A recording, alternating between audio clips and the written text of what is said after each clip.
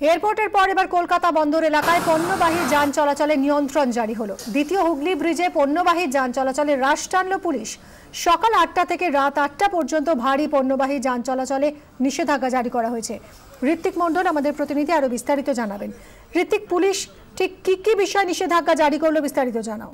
দেখো, কলকাতা পুলিশের তরফে খোদ কমিশনার তিনি বিজ্ঞপ্তি জারি করেছেন এবং সেই সঙ্গে একটি চিঠি কলকাতা বন্দর এবং সেই পণ্য পরিবহন সংক্রান্ত সমস্ত সংস্থাকে তারা জানিয়েছেন যে খিদিরপুর এবং সেই সঙ্গে বন্দর এলাকায় যান চলাচল নিয়ন্ত্রণ করা হচ্ছে। সকাল ৮টা থেকে রাত্রি ৮টা পর্যন্ত যে কোনো ভারী মালবাহী পণ্য সেই সমস্ত গাড়ি নিয়ন্ত্রিত থাকছে এবং যেগুলো মাঝারি ওজনের মালবাহী গাড়ি সেগুলো কিন্তু নিয়ন্ত্রিত হচ্ছে সকাল ৮টা থেকে ১২টা এবং আবার সন্ধ্যে ৬টা থেকে রাত্রি ৮টা পর্যন্ত।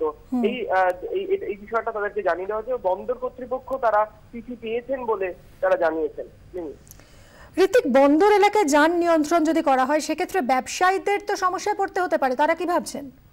একেবারে, এবং সেই সঙ্গে কলকাতা পোর্ট ট্রাস্টের কিন্তু এটাকে সমস্যা। এই মুহূর্তে কিন্তু বছরে প্রায় তোমার ৫.৫ লক্ষ কন্টেনার এখানে হ্যান্ডলিং হয়। সেটা যেটা আশঙ্কা করছেন যে এই বন্দর এলাকায় এই মাল খালাস নিয়ে অরাজকতা, ল অ্যান্ড অর্ডার সমস্যা দীর্ঘদিনের।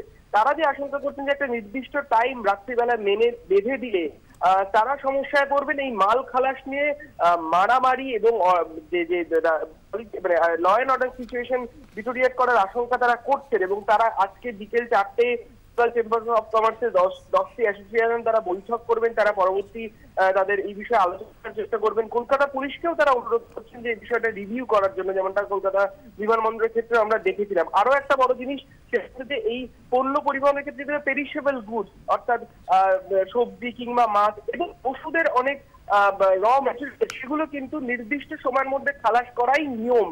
সেক্ষেত্রে দীর্ঘক্ষণ যদি এই কন্টেনারগুলি বন্দর এলাকায় ঢোকা এবং প্রবেশের ক্ষেত্রে গতিবিধি নিয়ন্ত্রিত হয় তাহলে কিন্তু সেই একই সমস্যা থেকে যাতে সেই মালগুলি নষ্ট হয়ে যাওয়ার এই ক্ষেত্রেও তারা একটা ক্ষতির সম্মুখীন হবেন বলে তারা মনে করছেন। এবং যেটা আমরা সূত্রে জানতে পারছি যে তারা কালকে এক দফায় আধিকারিকরা বৈঠক করেছিলেন, আজকে ফের তারা এই বিষয়ে আলোচনা করবেন।